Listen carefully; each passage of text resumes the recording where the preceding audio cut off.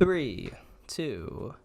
Every time I was in LA, I was with my ex-girlfriend.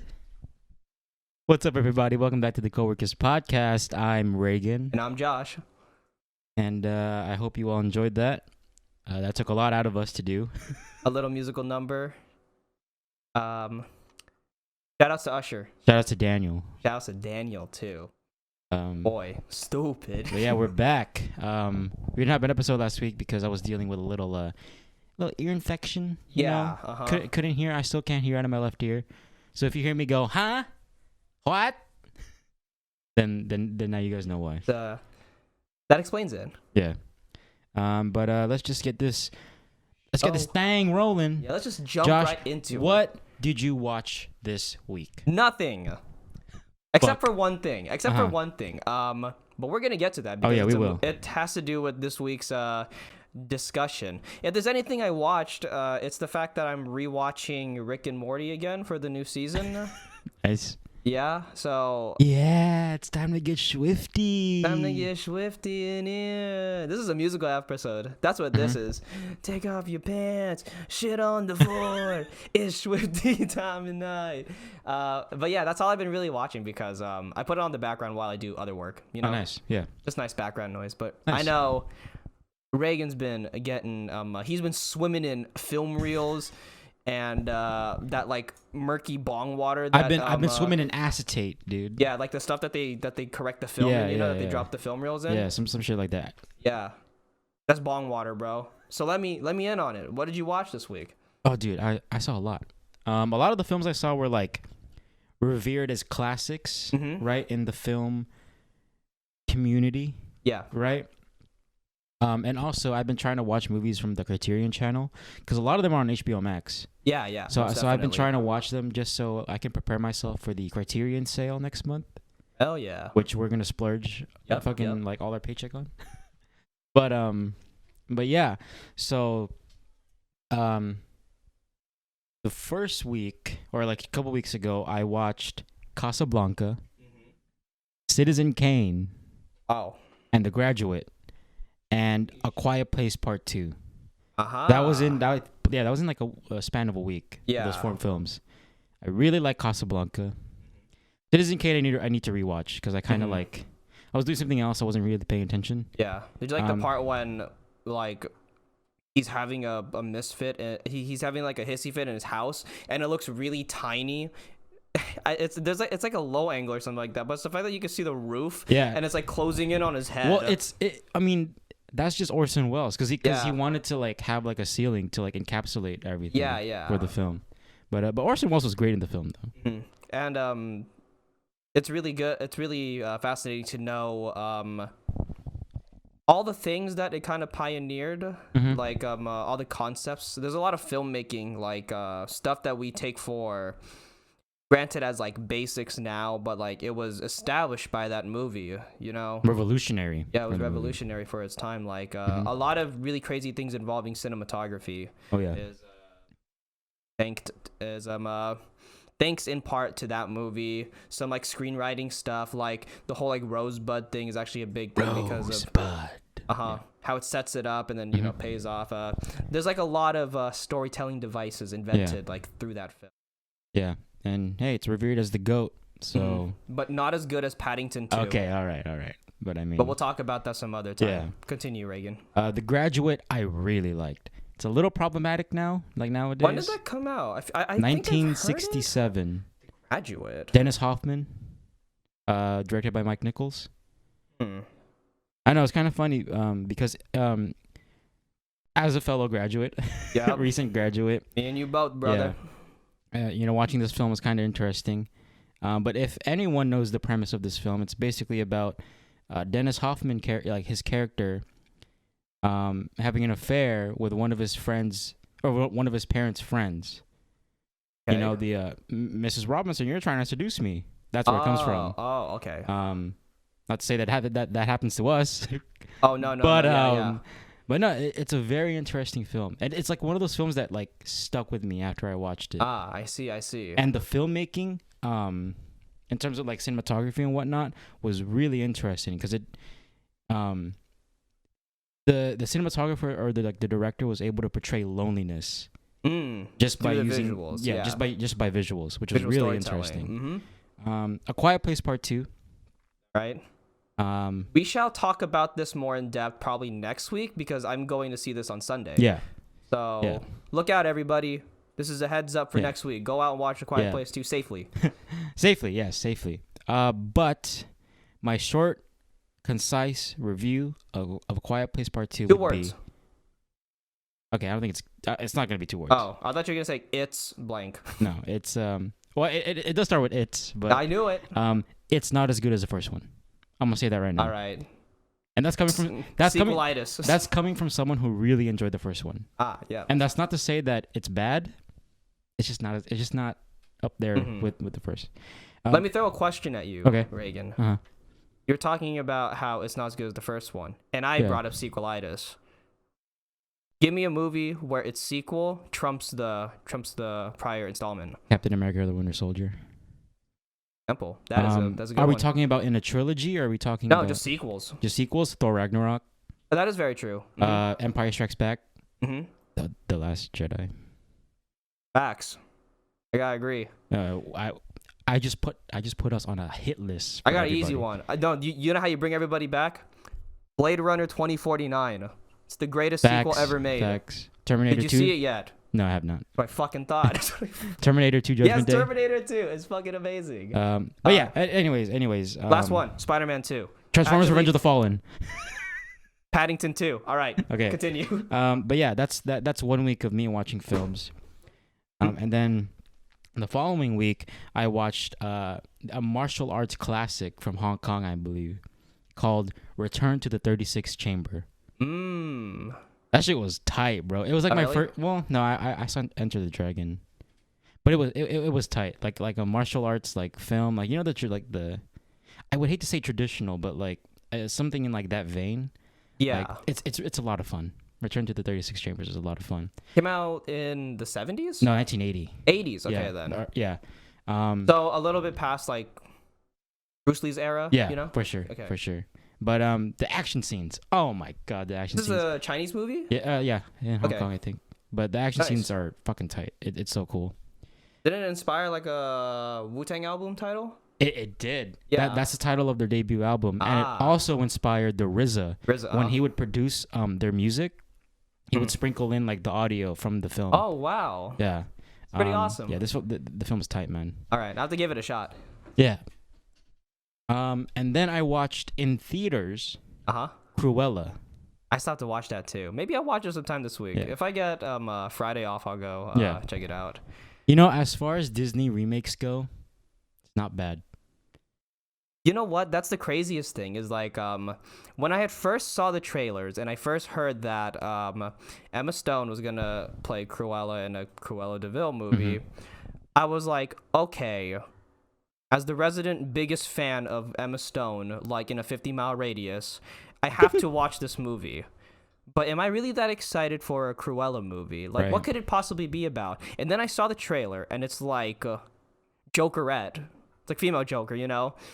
And then it's like the super reductionist like meme way of like describing this movie.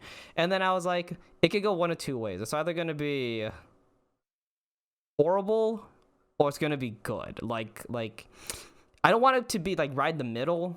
It's like I either want to laugh at it or just like think it's pretty good and be surprised. And a lot of people have been saying it's pretty good. Yeah, it's from the guy who directed I, Tonya. Yes, we were talking about this recently. But it's good, man. Emma Stone turned out a pretty good performance. Like, nice. That's all I wanted. You can tell she's having a lot of fun.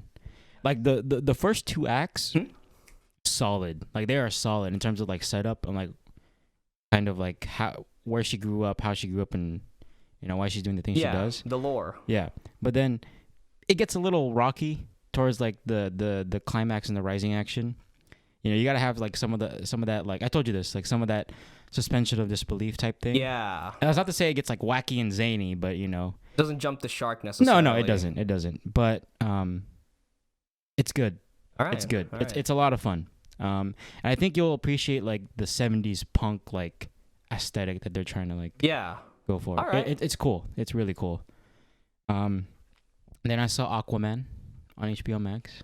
Guy finally knows about the octopus that plays the drums.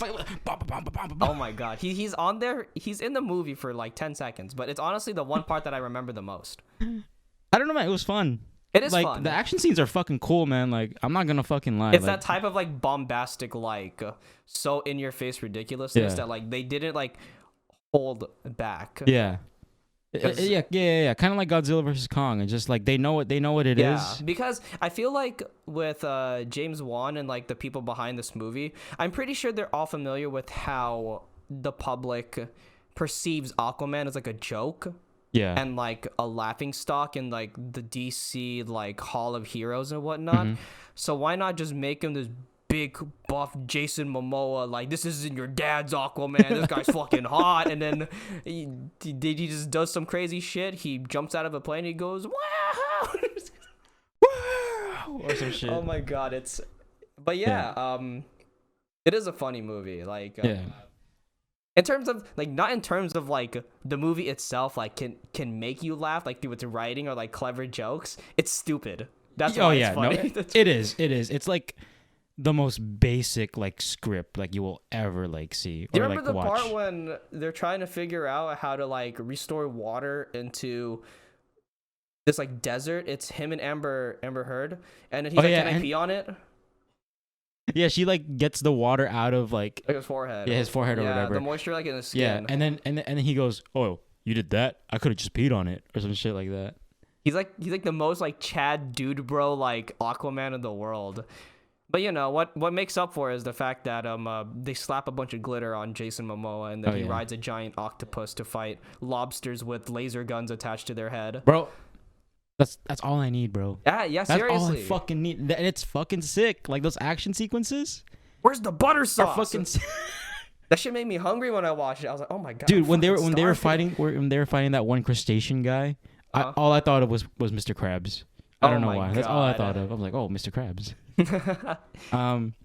But yeah, I saw Aquaman, and then I was like, I think it's time to get into some like artsy films. You know what I'm saying? This made you rethink. Yeah.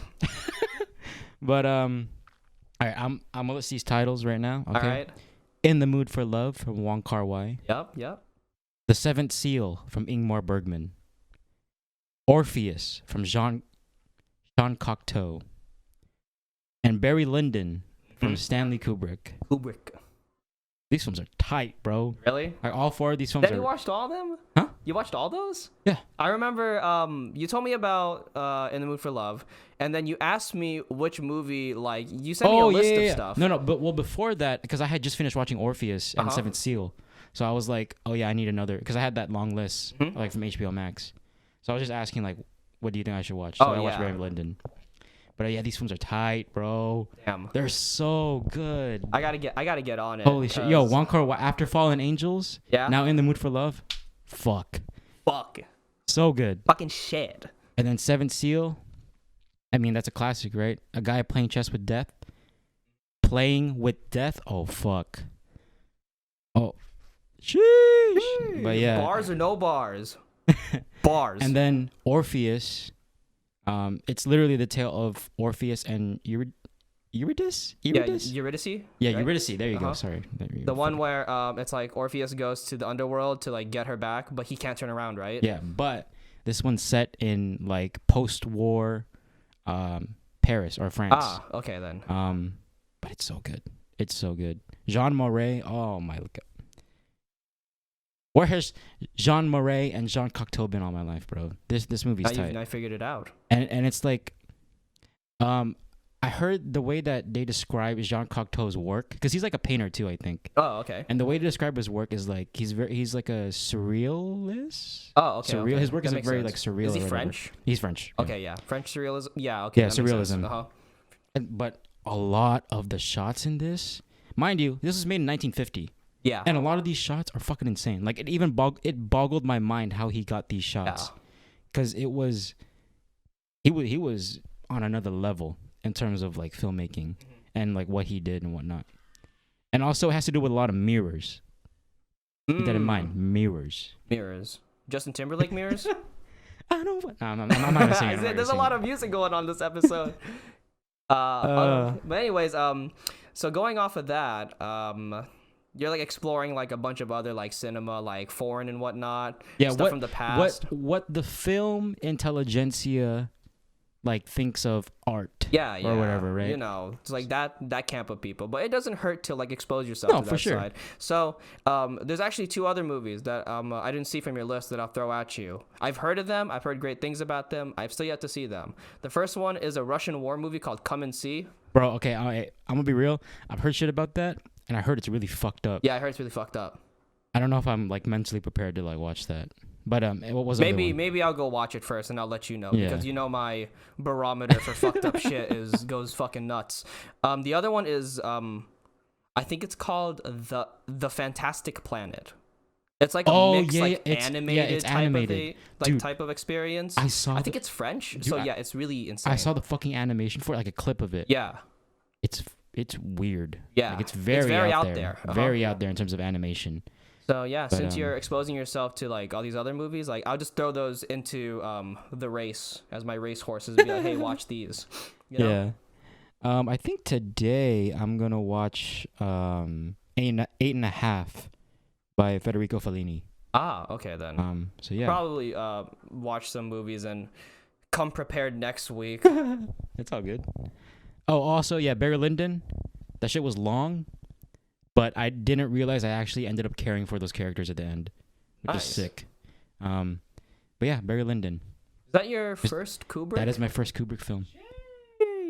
Like 2001 was on HBO Max, but you told me to watch Barry Lyndon, so I watched Barry Lyndon. Yeah. Okay, but now that I know that he has more films on there, go watch 2001. Go watch The Shining.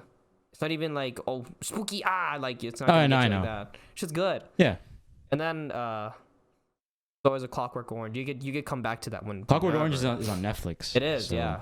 So I can check it out whenever. But there is one film that you and I have seen within the past week or so. Yeah. Speaking of Netflix, everyone. And it is the best movie we watched this year. Brought to you by our favorite director, Mr. Zack Snyder, and it's called Army of the Dead. His second time in the zombie world, action genre. Yeah, his first foray being a remake of the George A. Romero classic Dawn of the Dead. Is it a remake? It is a remake. Wait, Army of the Dead is a remake? No, his first foray into zombies and stuff like that, Dawn of the Dead. Zack Snyder remade George A. Romero's. Yeah. What? Yeah. And that actually turns out to be a lot of people like a common consensus. That's his best movie. That's Zack Snyder's best movie. Okay. I've seen bits and pieces of it. Like I remember seeing it like portions of it like when I was younger. Mm-hmm. But that was back when I was still a stupid little kid and I probably thought Shark Tale was like the best movie in the world. But anyways, we both watched Army of the Dead this week, and so I'll kick it off by asking Regan, what did you think of Army of the Dead? The question is, how much did you hate it? I didn't hate it. Mm-hmm. Like, despised it. Not like the way I despise Midnight Sky. I like how that's your bar. Yeah, that's my bar. That's crazy. I didn't despise this movie. Oh, okay. And that's pretty much the same way the same feeling I have for like Batman v Superman, for Snyder Cut, for Man of Steel. I don't hate them. Right? I don't hate them. Mm-hmm. The Army of the Dead is just one of those movies where like you need to turn your brain off and just like look. Bro, just look. That's it. At what? The shallow depth of field, I couldn't see shit. Oh, you gotta look at Dave Bautista shooting something. Yeah, it was big ass fucking a goddamn unit this dude is, bro. Every time he can't even fit it through the doorway. Hey, you know what? That's the one thing I liked about this movie. It was Dave Bautista. Yeah. Like he fucking carried this damn movie like on his fucking shoulders, dude. It's kind of crazy because like I don't know if Zack Snyder knows how to write humans. Like every time he writes like dialogue for a person, it doesn't sound real. It sounds like a robot wrote it. So then like I get that Dave Bautista's character, what's his name? Is it Scott? I don't even remember what the character's name is. I don't. So anyways, Dave Bautista's character is like this stoic, hardened, like army dude, and something happens in the movie that causes a ripple between him and his daughter, and they have a fractured relationship. But he's supposed to play like this quiet, stoic like guy who's suffering from like PTSD and whatnot. That's not really presented that well. But you know, I guess it comes down to whether you could believe that Dave Bautista's like the way he carries himself is stoic or wooden. And there are times when it kind of just bounced in between for me. Like, okay, like he just got to spout this dialogue. Okay, moving on. Hurry up. Can you shoot something? And yeah. You have anything else to say about the movie? You got any other like big like things you want to tackle? Oh, it's a very predictable movie. You know what I mean? In terms of like... And doesn't it suck that a very predictable movie goes on for 2.5 fucking hours? Yeah, I forgot about the 2.5 hour runtime. But yeah, it's a very predictable movie, right? You have fucking stereotypes of characters left and right. Yeah. The loudmouth, the traitor, the fucking... Who fucking else? They had a Redditor. The Redditor. They had the badass girl. Oh yeah, badass girl. They just had this like myriad. The love interest. Yeah, they just had this myriad of just stereotypes of characters. Yeah, bro. Cardboard cutouts. it's like Zack Snyder had a sheet of cookie dough, and he took a cutter and he just like in different molds, like a circle, a triangle. They had the tough guy that doesn't like his stuff like getting like touched by other people. Yeah. They had the nerd that no one really likes. And he's annoying. Yeah, but he's there, and then they end up liking. They end up liking him at the end.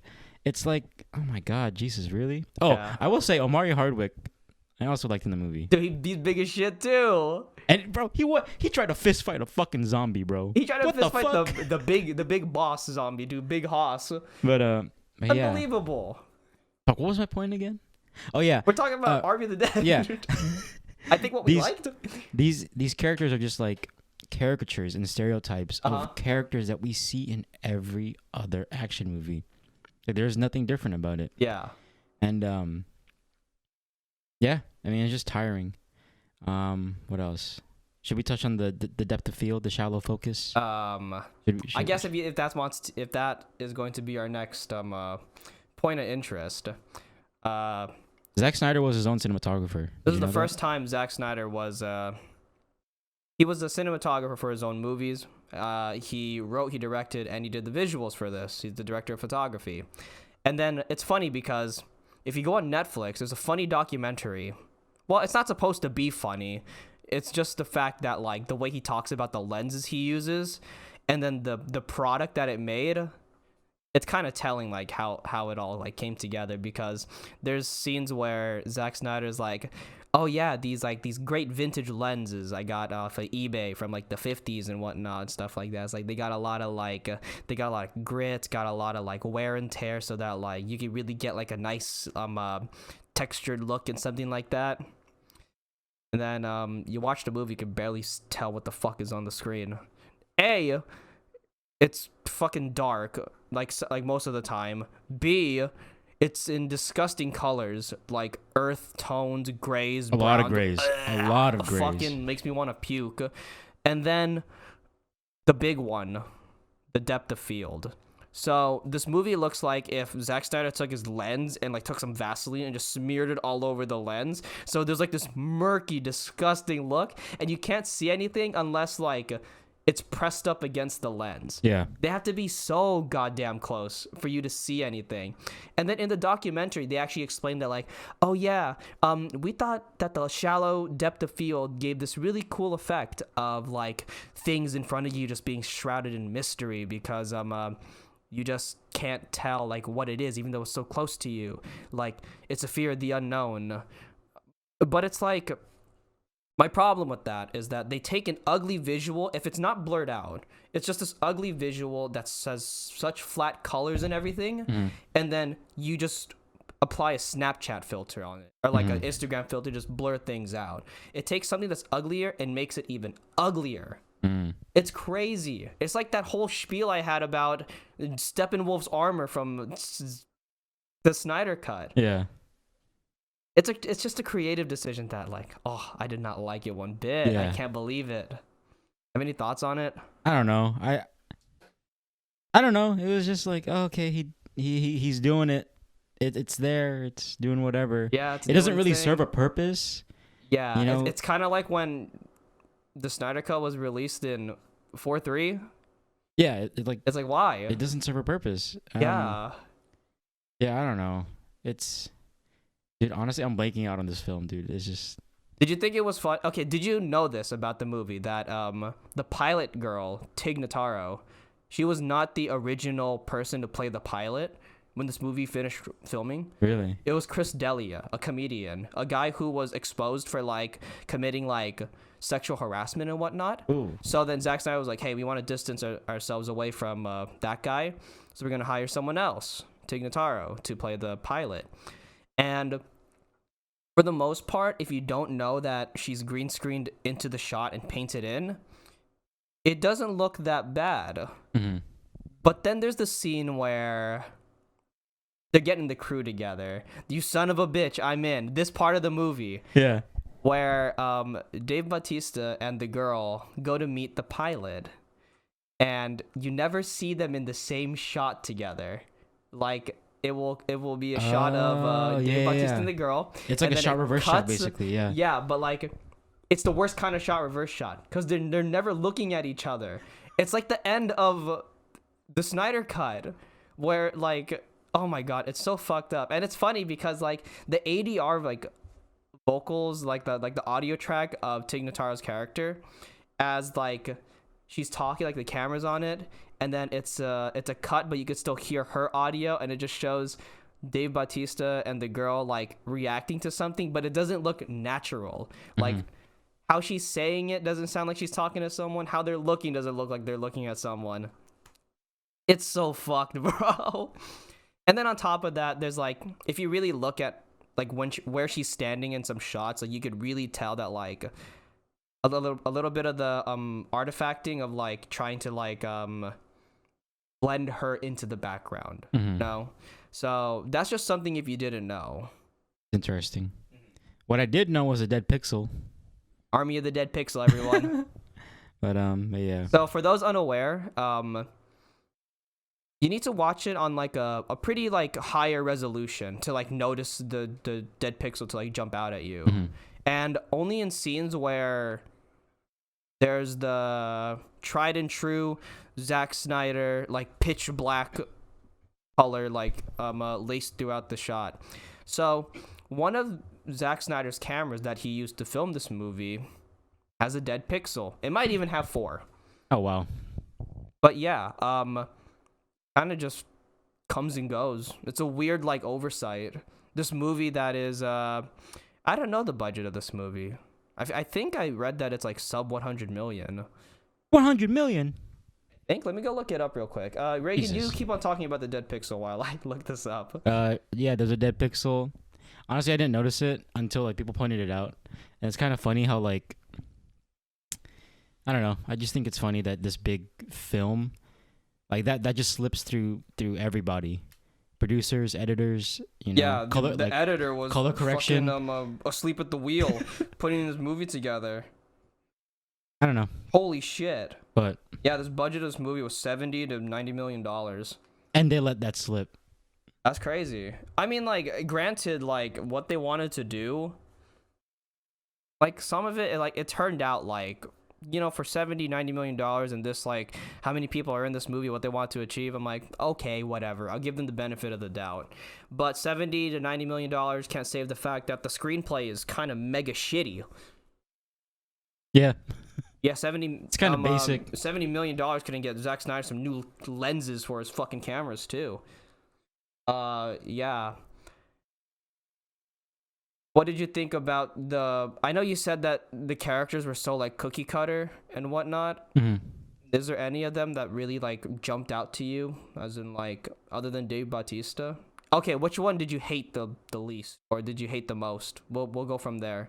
I already have my answer. Oh, the pilot, because for some reason she just had to just keep saying stuff that made no sense. The trader guy, I don't even know their names. That's how much I don't care about this movie. The trader guy. Oh my god. The guy who works for Hiroyuki Sanada's character. Yeah. to watch over them, I'm like, okay, this guy's gonna fucking betray them. Oh, and he does, and then he gets fucking head bitten by a zombie tiger. Why the fuck did he go all the way to the safe with them? They found the queen at the beginning. He could have just been like, bop, all right, I'm out, guys. See you later. That's all I needed. You can have your $50 million. Why did it have to be a twist? Why do you have to like go so far into the like down there, put himself in danger, just to get killed by a fucking You gotta have stakes, Josh. You gotta have stakes. Getting hungry, bro. Motherfucking medium steaks. Getting hungry. T-bones.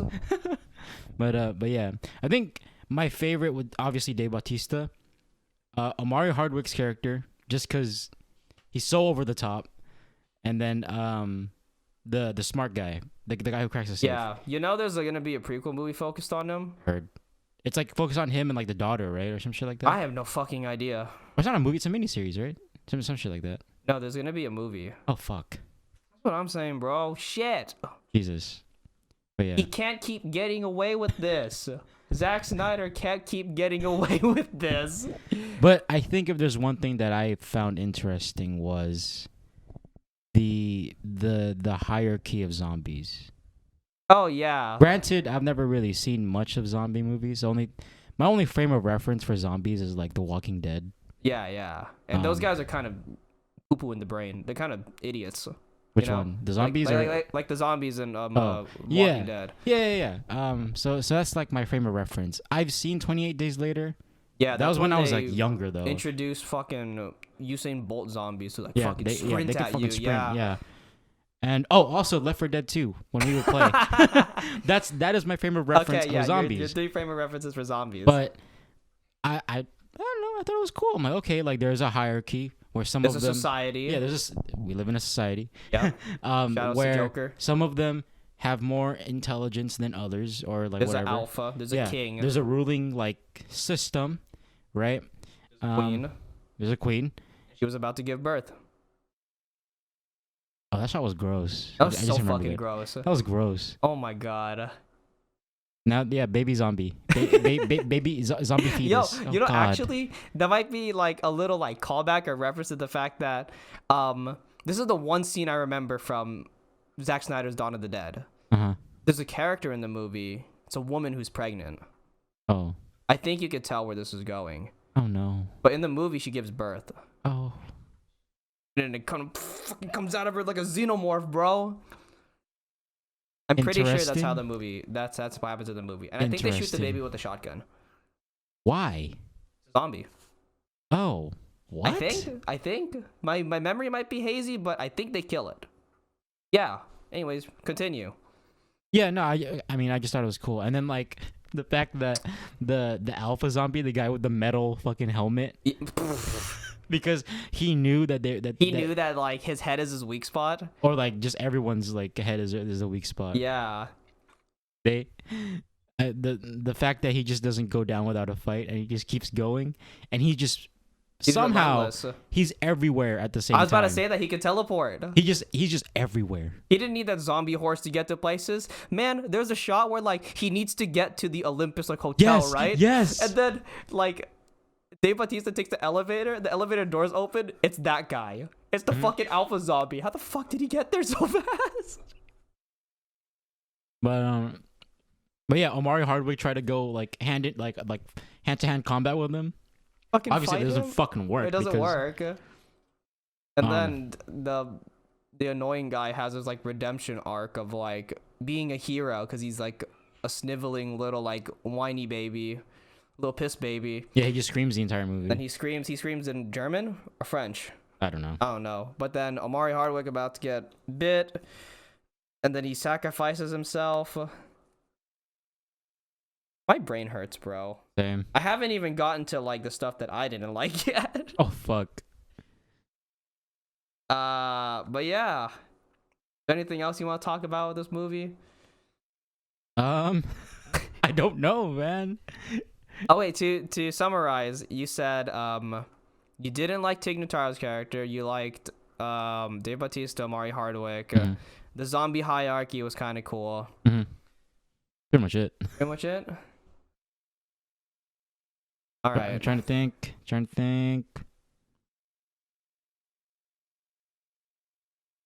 Yeah. I guess that's it. That's all I liked. But anyways, Josh, let's see. You want to rate it yet, or do you want to wait till I say some stuff? Do we have time for your long rant that's about to happen? We do. We got about like 10 to 20 minutes. All right, Josh. All right. What did you dislike and or like about this movie? Oh, what I liked about the movie is the montage where Las Vegas is being taken over. That's what this whole movie should have been. If anybody watches this movie, you skip the first 5 minutes with the army people. You watch the montage where the zombies are taking Las Vegas to a rendition of like a classic song. Classic Snyderism. You do a modern remix of an old song that's a bit more mid-tempo, low-tempo, and it's a bit more somber or whatever, and you set it to a bunch of like really melodramatic imagery. Yeah, but like all that stuff was like, that's what felt the most fun. Like zombies in Vegas. Okay, then like there's a problem with like the genre mix in this movie. And the first part is the fact that like, okay, we're gonna have this fun zombie movie in Vegas. Yeah, the only fun part about this movie is that montage where you watched him like come in and everybody's getting fucked over. Yeah. There's a funny sequence where a parachute guy lands in the middle of 50 zombies and he's trying to fight his way with his tiny little pistol. Like, you dude, they fucked you over. Like whoever your drop sergeant is, he said, go, man. He screwed you over like crazy. And then you see the alpha zombie like find his throne, the Olympus hotel. You see the part where the guy gets chased by like zombie boobies. That part of the beginning. Yeah. It's ridiculous. And like that's the part where like, because it reminded me of Zombieland. Did you watch Zombieland? I've never seen Zombieland. The beginning of the first Zombieland has a montage just like that. Oh, interesting. So it's kind of like retreading old ground. Like I've seen it before, but I know I liked it, so I was like, that's fine. And then you end the movie right there. You hit exit. Don't watch the rest of it because it suffers from not knowing what it wants to be. There's only one part of the movie where it's a heist movie, and they utilize zombies. The fact that there's zombies around them. Yeah. It's the part when they need to trigger the traps in the safe room, and they hire a zombie to walk across it. Oh yeah, they just pick up a bunch of zombies and just push them through. Yeah, it's like that's the only time. It's a heist movie, and the fact that they utilize like the fact that there's zombies around them. Yeah. To like get to their objective. Otherwise, the zombies are always just like a nuisance. It's like, oh wow, bing, bing, bang, bang. Let me go fucking shoot these guys in the head. The characters are awful. I think they're so bad, bro. I hate the daughter. I hate her so much. I hate her. Honestly, like worst character of the year. Yeah. Because she forces herself into the movie. Yep. She's a huge red flag for Dave Bautista's character. Like her selfishness and the need like, for her. It's like from the get-go, you're like, okay, this isn't gonna end well. Yeah, it's not gonna end well. It's like you just know it's not gonna end well. Yeah, it's like, you know what? It's like, I was asking earlier about why the traitor guy needed to be a part of the group to get all the way to the safe. Mm-hmm. It's the same reason as to why the daughter's there. They are there to make trouble. They're plot devices. Yeah. They're fucking awful. And like her whole motive is so flimsy and it's so like selfish and like weird. I don't get it. Like I get like her thing is like, oh, I want to save people. But like at the cost of getting my dad killed. Yeah. Getting everybody on the team pretty much fucking killed because like she fucks off to like the next she fucks off to where that girl is. Yeah, her name's Olympus. like Gita. Yeah, at the Olympus place. The 3 women that I trapped there being taken away for some who knows what the fuck is going to happen to them. Yeah. Oh, also that like police guy. Yo, what an awfully written character. Oh yeah, it's bad. Like it's so bad. There's also things about this movie with the writing that like it's kind of like shaking a stick at like a social like issue. Yeah. Like, you know, like building a wall, cutting off people who are different from us. It's like, and then the fact that like they're talking about like the president was like, oh, I wanted to send this bomb to this terrible place that's locked behind a wall on 4th of July because it's patriotic. Jesus. Like, this is so, like, sloppy, and it's so, like, disrespectful. Yeah. And it's like, it's not even like Zack Snyder has some, like, thoughtful thing to say about these issues. It's kind of like, these are happening in my country. That's it. I have nothing to say about it. These are just social issues happening, and, like, that's all I'm going to say about them. It's so, like, distasteful. That's why I don't like this movie so much. It's because, like, first off, it's not enjoyable. Like the main, like, premise and, like, the plot and the story is so, like, whack. That part's not, like, fun at all. And then you pile on even more mistakes on top of it, and everything just doesn't, like, it just doesn't work. Mm-hmm. And then on top of that, you got these weird they're kind of like J.J. Abrams mystery box, like, writing style, where he's going to hint something or throw a little visual nod out there, and it's like a little Easter egg for the viewers and whatnot. But, like, wait, really? I never got any of that. You didn't get them from here? No. Well, one of them was the fucking baby, but there's actually 2 more that you might have missed. Uh-huh. And I'll get to that in a second. Okay. But, like, I don't get why writers and directors do this, because, like, if they're gonna make a movie, if they get the opportunity to make a movie, don't they want to say everything that they want to, like, right there on the spot? Right. Like, get to everything they want to? Because in the first 5 minutes of this movie, there are aliens. The part where they're, like, driving and then they crash, it fucking blows up. Okay, regardless, I hate that opening too. It's so fucking bad. It's poorly acted. Oh yeah. It's like, what? Like it's a whole joke about Roadhead? This is like a Michael Bay, like, skit. Yeah. Oh my fucking god. So that part when they crash and there's a shot of, like, they're, like, looking at the wreckage, and the composition of the screen is, like, 2 army guys on the left side of the screen, and then you could see into the distance, like, into the sky, there are 2 lights that are stationed there, and then they just, like, zoom past. Really? Yeah, there's fucking aliens in this movie. They're like UFOs. Like Snyder put him in there? Yeah, because Snyder put him in there just so fanboys could be like, oh, what could that mean? Like, is that the reason why the zombies are here? Is that why? And then there's the whole talk about the fact that the army people are like, we came from Area 51. Like, why are we transporting this thing? So are these zombies or are these aliens? And then there's some other dumb bullshit where there's a scene where one of the zombies gets shot in the head, and his skull is made of metal because it's a robot zombie. This is stuff that Zack Snyder has come out and said, like, yeah, that's in the movie. We're going to talk about it in the series and the next follow-up movie. Wait. When did that happen?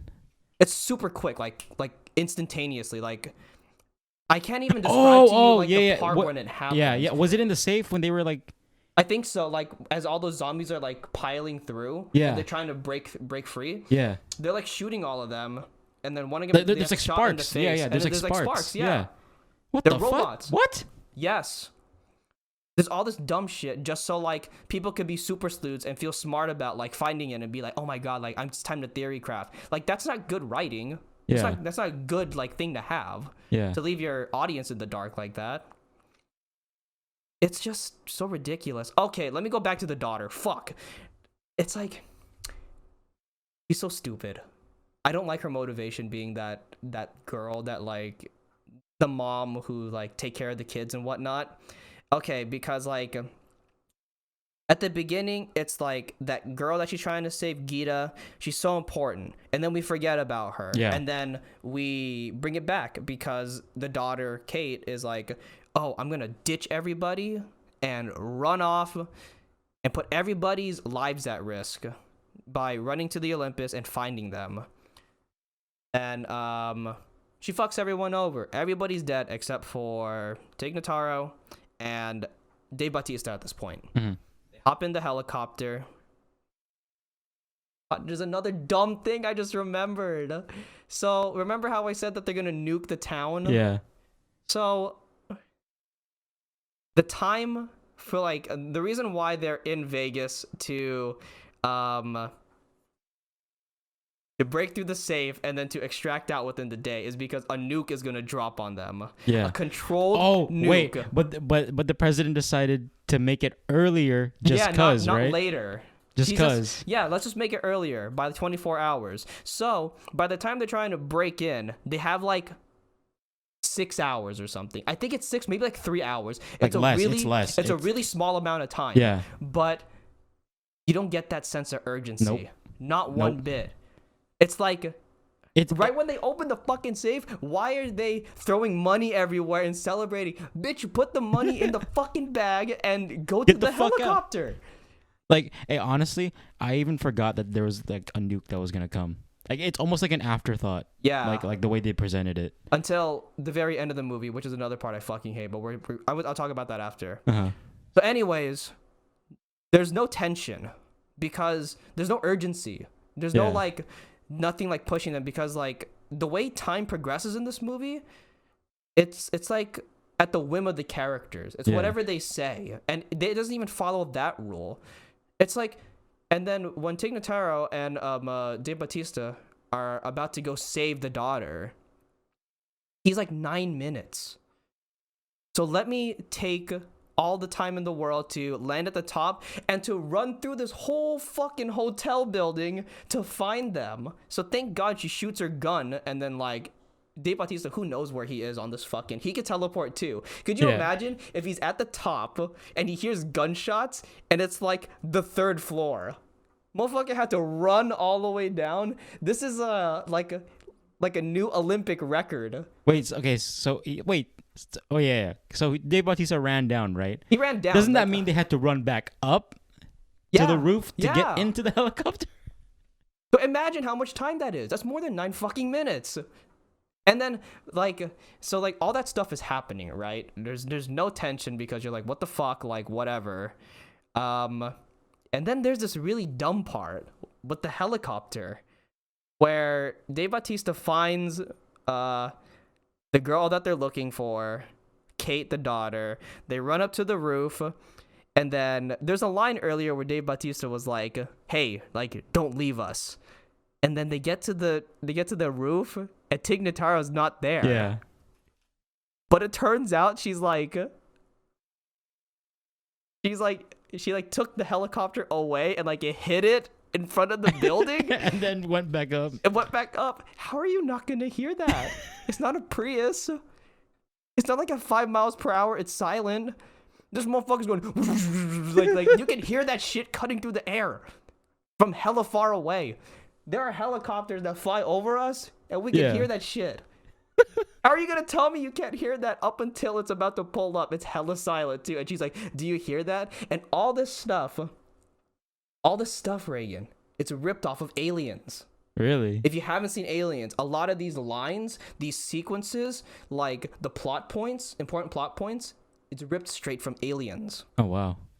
It's fucked. What the fuck? So anyways, they hop inside the fucking helicopter and then they drive away because conveniently it's been 9 minutes, even though I'm pretty sure it's been like 30 plus minutes since this ending started. But then Alpha Zombie somehow like Alpha Zombie, he just makes it to the roof. Yeah, he ran too. He uses teleportation powers. And he teleported to the top and then he jumps into the helicopter. They're fighting.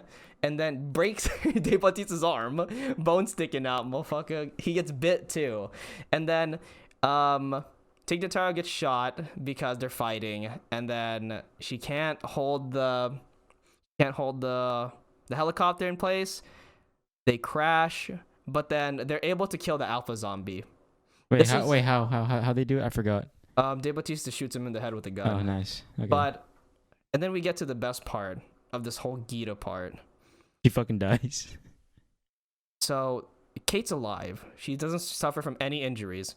She walks up to the helicopter. She sees that Tig Notaro's dead, stabbed by like one of the helicopter blades. And then she goes to her father, Dave Bautista. And at this point, I totally forgot that Gita was supposed to be in the helicopter. Yeah. Because they don't show her. Yeah. I think they might have shown her once, like as the plane was crashing. But then after that, she's never shown again. And the only time that it's brought up is the fact that Dave Bautista says, "Here's the money. I hope it's enough for that woman and her kid. Is she even alive? I actually went on Wikipedia, and Wikipedia says she's dead. So this whole part where, like, Kate's motivation, her whole arc, splat, it's fucking dumb. So, if you didn't think, like, the ending of the movie was dumb enough, let's talk about the little cliffhanger part with Omari Hardwick. Did you watch that part? Of course I did. All right. Riddle me this, Reagan. The U.S. government just dropped a nuke. A controlled nuclear bomb. How the fuck, like 5 hours later, he's able to crawl out of his hidey hole and breathe in the air without experiencing anything? It's a nuke. Hell if I know. Hell if I know. And then he takes like how many bags of money? It's a lot of bags. Yeah. And that shit must be heavy. How many miles could he have possibly walked? He went so far. Dude, hey, homie's big for a reason, you know? He is big, but I mean, like, after all he's been through, then, like, he probably... Yeah, he's not like, fatigued at all. He's just... Yeah, he's like, I'm big. He's like, cool, just, okay, cool, he's like, we're done. haha, he's like, let me take these duffel bags of cash, steal this car, and then get a private jet. And also, it's like...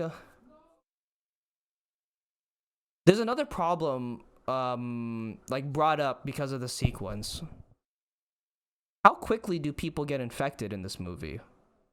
Because Omari Hardwick, judging from the fact that he got bit ever since he fought the Alpha, and he hasn't turned the entire day, but then Dave Bautista turns instantaneously. Yeah. So I don't know if it's because, like, he died, or Dave Bautista died at that point. Because, like, he didn't have any other injury except for getting his arm broken, and he got bit. Yeah. Unless, like, the crash really did that to him. And then there's the part with, like, the police guy. He got bit, and then it's like he instantly turned too. Mm-hmm. It's like I didn't see any, like, they didn't show any, like, other injury of him, like, well, turning. maybe all that and also, like, well, the army people in the beginning, they turned because they died, like, relatively quickly afterwards. And then I don't know, there's some weird, like, logistical and, like, logical reasons. It's like Maybe all that radiation that Omari Hardwick, like, inhaled, like, kind of, like, put it on pause. He's gonna be a super zombie, like a Hulk zombie. Oh, God. And then the movie ends with, like, I guess, like, a teaser for, like, this shit ain't over yet, son. Like, it's like him looking in the mirror with the fucking bite or whatever. Yeah. What else was I gonna say? This movie fucking sucks, bro. What'd you rate it? Give it like a C-. A C-, bro. I gave this, after I talked about it, I feel like I'm gonna give this a 2. I originally gave it a 3, but holy shit. I don't know, man. It's just with me. It's just like I didn't expect much out of it. I didn't really want to get anything out of it. I just kind of like turned my brain off. I was like, okay, bro, like, whatever. I wanted that too. And I try to achieve that elation, like that level of, like, enjoyment of turning my brain off by watching this at 3 a.m. And this still happened. Oh, fuck. Bro. But yeah, that just about sums up my favorite movie of the year. This is going to get best visual effects in the Oscars. Best cinematography? Best cinematography. Can't tell what the fuck is going on. All right, everybody. That just about wraps up the Army of the Dead discussion / rant. We would suggest you guys watch it. Just to watch it for yourself, because, like, we've actually got, like, a wide variety of, like, reception from, like, other people, like, how much they liked it or if they disliked it. So go watch it, see for yourself. It's not an easy watch because it's two and a half fucking hours. Yeah. So if you got that much time to kill, like, go for it. Like, yeah. Yes. But yeah, hope you guys have fun, and I hope you all enjoyed listening to today's episode. Yep. And if you guys enjoyed it, let us know. Give us some feedback on this podcast episode, what have you, on YouTube or wherever you listen to it. Be sure to follow us on Instagram at coworkers.podcast. And I think that's about it. Just a reminder, everyone, to go out and see A Quiet Place 2. Prepare yourselves for Regan and I's discussion on it next week. Oh, yeah. Yeah, that just about sums it up. That's pretty much it. We hope you enjoyed this episode. I'm Regan. I'm Josh. All right, good night, folks. Have a good night, everyone.